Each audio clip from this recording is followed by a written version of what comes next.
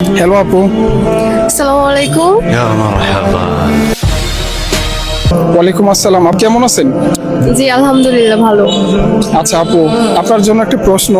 সে প্রশ্ন হচ্ছে, আপনি যদি এখন 10 লাখ টাকা পান, এই 10 লক্ষ টাকা দিয়ে কি করবেন? মানে আপনার ইচ্ছা কি, অপিনিয়নটা কি? 10 লক্ষ টাকা আপাতত সেভ করে রাখবো। এরপর বিয়ের পরে হাজবেন্ডকে একটা গিফট দেবো আর কি। আমরা দুজনে হজ করতে চলে যাব, এটা আমার তরফ থেকে ওনার জন্য গিফট হবে।